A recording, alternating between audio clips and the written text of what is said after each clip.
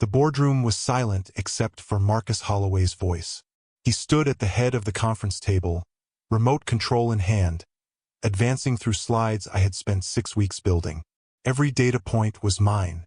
Every framework, every risk assessment, every strategic recommendation. I had written them, refined them, tested them against 3 market scenarios. My name appeared nowhere on the presentation.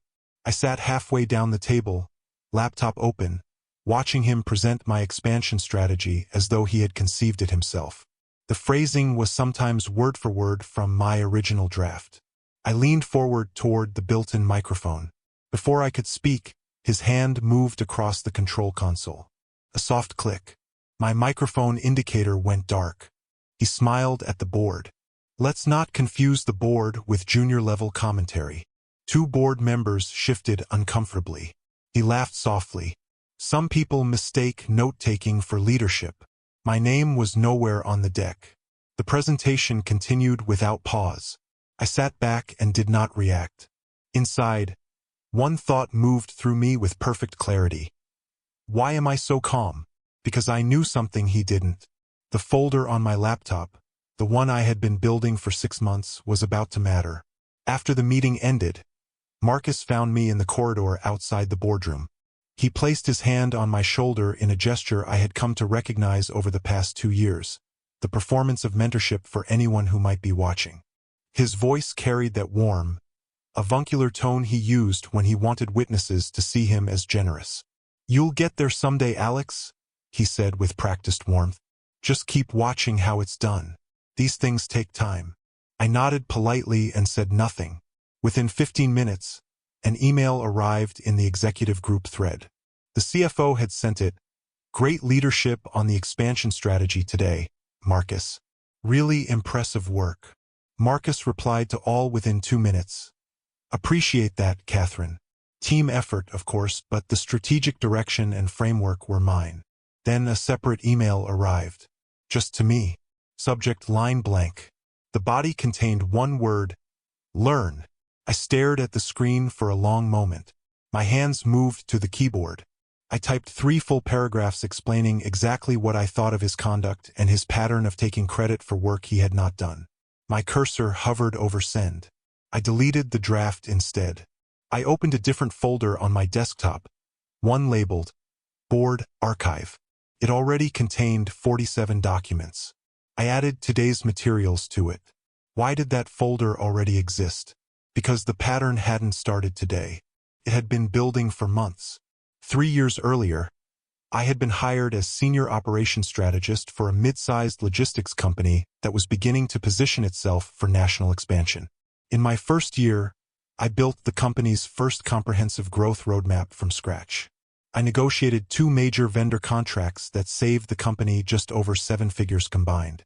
During the merger with a regional competitor 18 months into my tenure, I worked every weekend for 3 months straight, integrating the operational systems and data structures while the executive team focused on public-facing elements of the transition. Marcus Holloway was hired 8 months after I had started. He came in as Director of Strategy, a new position senior to mine by 2 levels, created as part of the post-merger restructuring. On paper, it made sense. The company was scaling quickly. My role was operational and tactical. His was meant to be visionary and strategic. From his first week in the role, he corrected me in meetings. Small things at first. The way I phrased risk assessments. The order in which I presented options. Whether I had used the right memo template for internal communications. I thought it was his management style, assertive, detail-oriented, demanding precision from the team he oversaw. I was wrong about that. It wasn't precision he wanted. The pattern of public corrections, the small cuts, the careful erosion of my credibility in front of others. None of it was about making me better or sharper. It was about positioning himself higher by making me appear smaller. And the pattern didn't start in that boardroom. 6 months before the boardroom incident, Marcus asked me for access to the raw forecasting model I had been developing. "I just want to review the assumptions," he said. "Make sure we're aligned." I sent it to him that afternoon. It was complex, 3 interconnected spreadsheets with scenario planning, market data I had purchased using my discretionary budget, and a Monte Carlo simulation I had taught myself to build. The following week, he presented a revised version to the CFO. My name was missing. The core structure was identical to what I had sent. He had changed some formatting and reordered 2 sections, but the methodology, the data sources, the risk bands, all mine. When I mentioned it to him afterward, carefully, he smiled. "You're being too sensitive, Alex. This is collaborative work. You'll learn that as you grow into more senior thinking." That night, I went home and downloaded every original file I had ever created in my role. I saved them to an external drive with timestamps preserved. I backed everything up to personal cloud storage as well. That wasn't the only thing I saved going forward. 2 months before the boardroom incident, Marcus approved a vendor structure during a budget planning call that bent the company's internal compliance guidelines. It wasn't illegal. It was a gray area, routing certain payments through a subsidiary structure that technically met procurement policy but clearly violated the intent. I knew it violated the intent because I had helped write the updated policy the previous year. After the call ended, I sent him a private message flagging the concern. His response arrived 4 minutes later. "Leave governance to people who understand risk, Alex. This is a business decision, not a checkbox exercise." I didn't escalate it to anyone else at that moment. But I didn't let it go either. I took screenshots of the approval chain. I saved the meeting summary documenting his verbal approval. I exported the relevant Slack messages. I put all of it in a folder labeled with the date and vendor name. I did this because I understood something about patterns. People who bend rules in small ways rarely stop at small ways. I was waiting for him to do it again, because I knew he would. The pattern became clearer over the months that followed. Late-night emails asking me to send just a quick draft of something I was working on. Presentations appearing on the executive calendar under his name that I had originally developed. Shared folders suddenly becoming private, accessible only to him after I uploaded strategic documents. I adapted. I started sending recap emails after every significant meeting. Professional, polite, thorough. Per our discussion this afternoon, here are the 3 scenarios we reviewed and the recommended approach we aligned on. I copied relevant stakeholders. I kept the tone collaborative. I never made it about credit. I made it about clarity. Marcus stopped replying to those emails. He would acknowledge them in person with a tight smile and comments about my fondness for paperwork. But the emails created timestamps. They created records of what had been discussed, what had been decided, and who had contributed what. The shared folders stayed shared after I started documenting. The late-night requests became less frequent. He knew I was documenting, even if he didn't understand why. Then he made a bigger mistake than any previous one. The national expansion project was the biggest opportunity in the company's 15-year history. I had built the entire proposal from the ground up over 6 months. Market analysis for 12 target cities. Cost modeling for facility construction, hiring ramps, logistics network changes. Risk assessment across regulatory, financial, and operational dimensions. I had consulted with 4 external advisors. I conducted site visits in 3 cities on my own time. The board presentation was scheduled for the 3rd Thursday of the month. The calendar invitation listed Marcus as the sole presenter. Not me.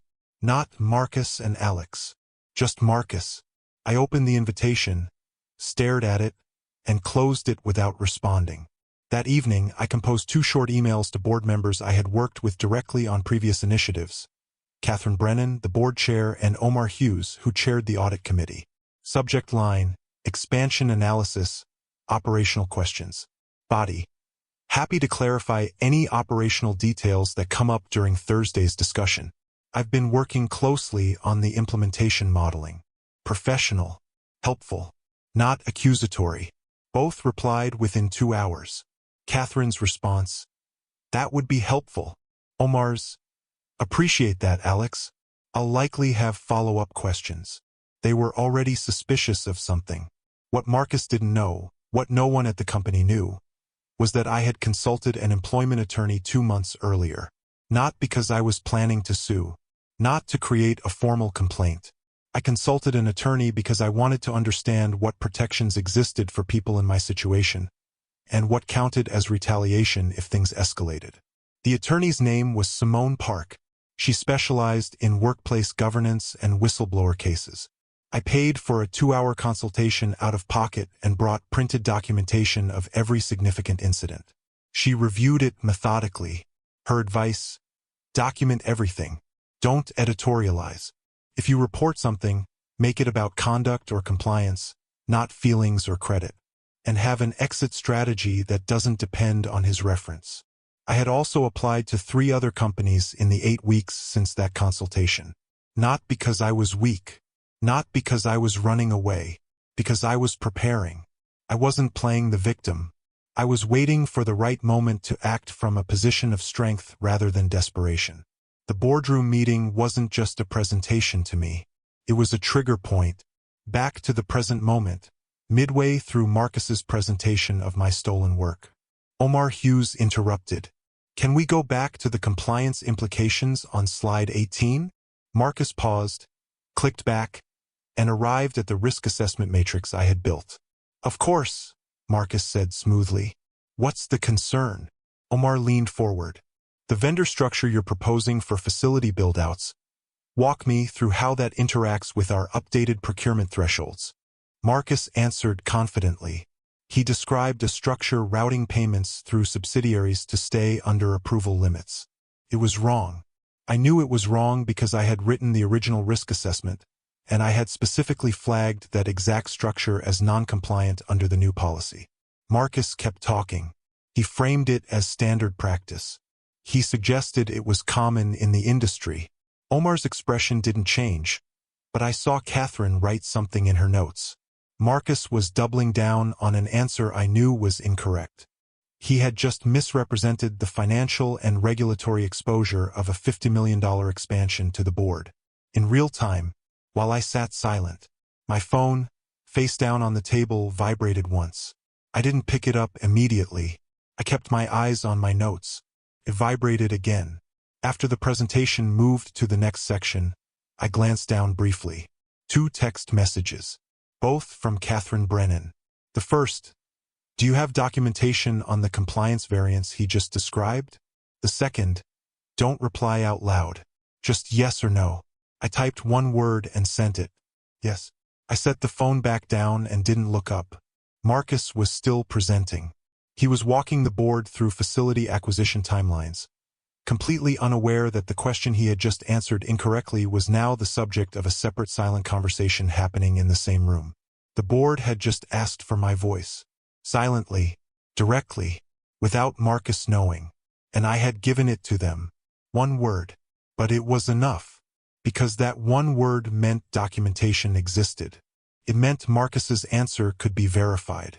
It meant the board wasn't operating on trust anymore. They were operating on evidence. The meeting concluded 20 minutes later. Marcus thanked the board.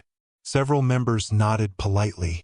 Catherine said the expansion proposal would proceed to more detailed review and that the governance committee would be reaching out for additional documentation.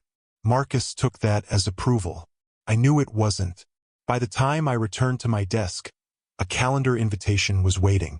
Subject: Operational Risk Review Governance Committee. Attendees: Catherine Brennan, Omar Hughes, myself. Not Marcus, just me. The meeting was scheduled for the following Tuesday. I accepted without comment. Marcus, meanwhile, posted in the executive Slack channel. Expansion approved in principle. Great work, team. Excited to move forward on this. It wasn't approved. It was pending review. And in the language of boards and governance committees, review meant audit. Marcus had misunderstood what had just happened in that room. I had not. The careful positioning I had done over months, the documentation, the paper trails, the quiet professionalism, was about to matter in ways he couldn't see yet. By Monday afternoon, the finance department had placed a temporary hold on all new vendor onboarding, pending the governance review. Marcus found out Tuesday morning. He appeared in my office doorway at 9:47 a.m. without knocking. Did you raise concerns behind my back? His voice was tight. I looked up from my screen. I responded to a board request for documentation. What request? The governance committee asked me to provide the original operational risk drafts. I sent them this morning. His face changed. Uncertainty replaced the usual confidence. You went to the board. The board came to me, I corrected calmly. He stood there for several seconds, visibly working through what this meant. Then he turned and left without another word. The internal audit was scheduled to begin the following Monday. I returned to my work. For the first time in 2.5 years working under Marcus, I felt something shift. Not triumph, not yet, but clarity. The situation was no longer his to control. It was the board's to review, and I had documentation. The audit team interviewed me on a Tuesday afternoon in a conference room on the 3rd floor. 2 auditors, both from internal compliance, both people I had worked with on previous reviews. Professional, methodical. They asked me to walk them through the expansion proposal documentation. I provided printed copies of the original forecasts, the risk assessments, and the compliance memos I had written that Marcus had altered before submitting to the CFO. They asked about the vendor structure discussed in the board meeting. I explained why the approach Marcus had described violated the updated procurement policy. Then they asked the question I had been waiting for. At any point, were you pressured to withhold risk assessments or modify compliance recommendations? I paused. Not because I didn't know the answer, because I understood that the answer would change the scope of the investigation. Yes, I said. They asked me to elaborate. I described the budget call 2 months earlier. I provided the screenshots and Slack export. They took extensive notes.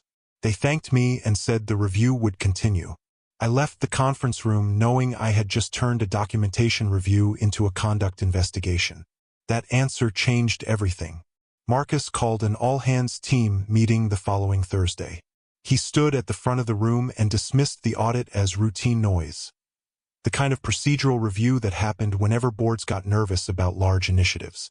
He made a joke about overly cautious analysts who hide behind paperwork instead of taking smart risks. He looked directly at me when he said it. The room was quiet. A few people smiled politely. Most looked at their laptops. After the meeting ended, 2 people messaged me privately within the hour. The first was Taylor Nguyen, a financial analyst on the team for 18 months. We have emails too, if it matters. The second was Jordan Kim, who handled procurement compliance. He changed my vendor recommendations last quarter without telling me. I saved the originals. I replied to both the same way, thank you. If audit reaches out to you, just tell them what happened. I wasn't alone anymore. The documentation wasn't just mine. Other people had been watching. Other people had been keeping records. Marcus's overconfidence, his public dismissal of the audit, his joke at my expense, had just given them permission to speak. Over the following 2 weeks, the audit expanded beyond what anyone had initially anticipated. The compliance team found altered approval thresholds in budget documents. They found expense allocations shifted between cost centers without proper authorization. They found vendor-side agreements, informal arrangements not disclosed to finance or legal, connected to 3 separate projects Marcus had overseen.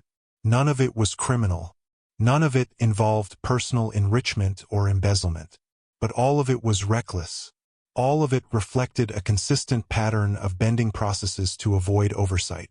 The board delayed the expansion vote indefinitely pending completion of the review. Marcus sent an email to the executive team characterizing the delay as operational hesitation and suggesting the company was overthinking risk. 3 days later, the board called an emergency executive session. Marcus was not invited. I was. The evidence was expanding in directions Marcus hadn't anticipated. Every document he had altered, every process he had bent, every informal arrangement he had made outside proper channels. All of it was being traced, verified, and documented by auditors who now understood they were looking at a pattern rather than isolated incidents. Marcus's corporate credit card was temporarily suspended on a Friday afternoon. I learned about it through the operational update finance sent to department heads. The suspension was listed as routine pending completion of compliance review. Marcus tried to laugh it off in a Slack message to the executive channel. Apparently I need permission to buy lunch now. Bureaucracy at its finest. But I knew what it meant. Credit card suspensions during active compliance reviews were not routine. They were precautionary. That same afternoon, HR sent him a calendar invitation. Subject: Leadership Conduct Inquiry. He stopped posting in Slack after that. 2 hours later, I received a separate calendar invitation from HR. Subject: Witness Interview, Governance Review. The meeting was scheduled for Monday morning. This was the first karma hit, the first visible consequence that couldn't be dismissed as procedural noise or bureaucratic hesitation. His access to company resources had been restricted. He was being investigated formally, and everyone who saw those calendar invitations understood what was happening. The HR inquiry took place Monday at 10 in the morning. The HR director, Patricia Okafor, was present. So was the company's outside employment counsel, Anna Sims. They asked if I had felt professionally silenced or marginalized in my role. I recounted the mute button incident in the boardroom, the pattern of public corrections, the repeated erasure of my contributions from presentations and reports. The email Marcus had sent with the single word "learn" after taking credit for my work in front of executives. They asked if I had witnesses who could corroborate the pattern. I provided 3 names. 2 were the people who had messaged me after the team meeting. The third was an executive assistant present for several meetings where Marcus had corrected me publicly. They asked if I had felt retaliated against for raising compliance concerns. I described the vendor structure approval and the dismissive response when I flagged it. The interview lasted 90 minutes. At the end, Patricia thanked me and said the review would continue. The following day, Catherine Brennan requested a meeting with me directly. Not through HR, not through compliance, just her. The board chair wanted to speak with me personally. The meeting with Catherine took place in a conference room on the executive floor Wednesday afternoon. Just the 2 of us. No HR, no counsel. She had closed the door and asked me to sit across from her at the small table rather than at the head. She asked why I had never escalated the situation earlier, why I had waited until the audit process forced the issue. I answered honestly. I wanted the company protected, not chaos created. I said, if I had escalated earlier without documentation, it would have been my word against his. He's senior. I'm not. That rarely ends well for the person in my position. She was quiet for a moment. You showed restraint, she said finally. That matters. A lot of people in your position would have made this personal or public long before it reached this point.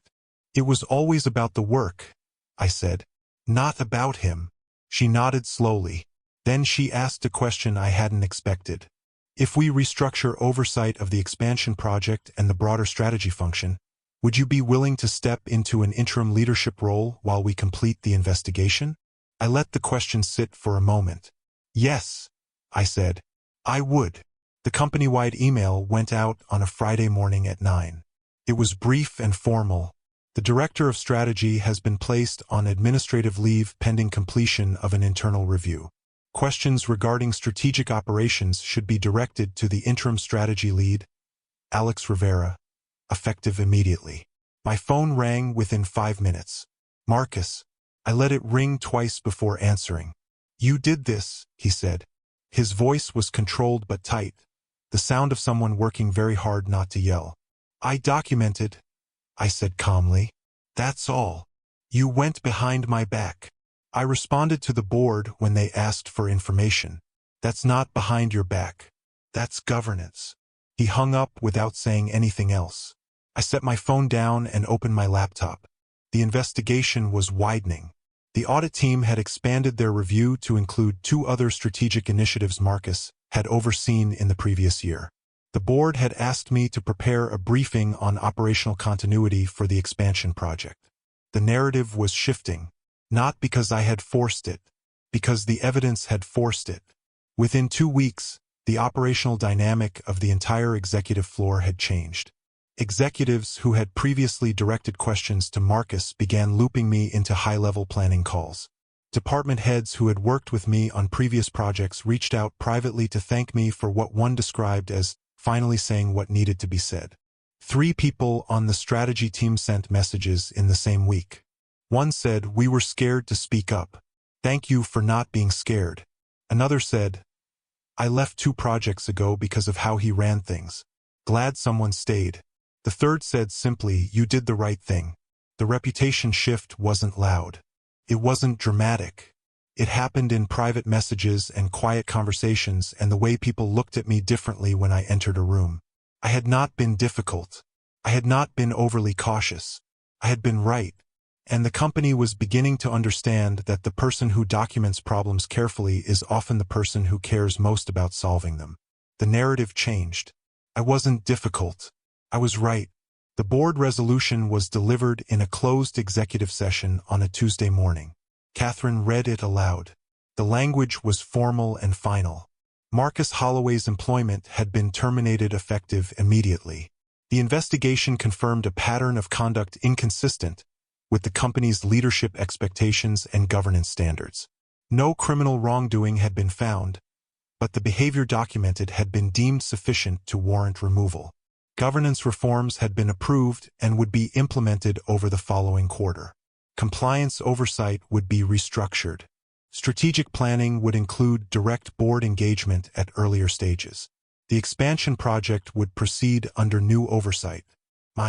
I was being offered the Director of Strategy role on an interim basis, with formal review in 6 months. I accepted. The meeting ended. Catherine shook my hand and said something I would remember. You protected this company when it cost you something to do it. That's what leadership looks like. 2 days later, I received an email from Marcus requesting a final meeting. Just the 2 of us. I agreed. We met in a conference room on a Saturday morning. He had asked for neutral territory. I suggested the office because I wanted it professional rather than personal. He arrived 10 minutes late. He looked tired. We sat across from each other. Neither spoke for a moment. You could have handled this differently, he said quietly. Not angry, resigned. I tried, I said. You muted me. He looked down at the table. I didn't think it would come to this. Then you weren't paying attention. He didn't respond. We sat in silence another minute. Then he stood, said something brief about wishing me well, and left. I stayed in the conference room for a while after he was gone. I didn't feel triumphant. I felt something closer to relief. The situation had resolved not because I had attacked him, but because I had protected the work. That mattered more than any personal victory. The confrontation was over, not with drama, with quiet acknowledgement that consequences had arrived. 6 months later, the expansion was live. We had open facilities in 4 target cities. Revenue projections were tracking 10% above the conservative model I had built. Operational margins improved because the compliance structure I had insisted on eliminated informal arrangements that created risk exposure. External auditors reviewed our governance reforms and noted them favorably in their annual report. My name appeared at the top of the strategic operations summary that went to the board. Not buried in acknowledgments. Not listed as a contributor. At the top, as the author and the lead. Catherine sent me a note after the board meeting where expansion results were reviewed. This is what happens when the right person is in the right role. Well done. There were no theatrics. No public celebrations. No dramatic speeches. Just quiet recognition that comes from work done well by someone who stayed when it would have been easier to leave. The recognition wasn't loud, but it was earned. And it was real. The glow-up complete. I heard about Marcus occasionally through industry contacts. He had launched an independent consulting practice focused on strategic planning. From what I gathered, he was struggling. Not failing. Struggling. The kind of slow, grinding difficulty that comes when your professional reputation carries a complexity potential clients can sense but can't quite name. One person I knew mentioned Marcus's name came up in a hiring conversation for a director-level role at another company. The conversation ended when someone on the hiring committee asked a reference about his departure from our company. The word they used was complicated. Not ruined. Not destroyed. Just diminished. He had not been erased. He was working. He had clients. He would rebuild something eventually. But the career trajectory he had been on, the one he had constructed partly by erasing other people's work, was no longer available to him. Consequences, not cruelty. That felt right. The contrast was clear. While I had grown into recognized leadership, his reputation had become complicated. Not through vindictiveness, through natural consequence. 1 year after the boardroom incident where Marcus muted me, I stood in the same room preparing for the same kind of presentation. The board was assembled. The screen behind me displayed the strategic plan I had developed for the next expansion phase. My name was at the top of every slide. Halfway through, a junior analyst on my team, someone I had hired 3 months earlier, raised her hand and began to speak nervously about a data point in the risk model. I saw someone from finance reach toward the microphone controls, probably out of habit. I stopped them with a single gesture. "Let her finish," I said. She finished her thought. It was good. I incorporated it into the discussion. No one was muted. No one was dismissed as junior level. When the presentation ended, Catherine thanked me and said the board would proceed to a vote. As I gathered materials, one of the newer board members stopped me in the hallway. "I heard about what happened with your predecessor," she said. "I'm glad the board listened." "So am I," I said. And I was. Not because Marcus had been removed, because this time the board had heard my voice first. Full circle.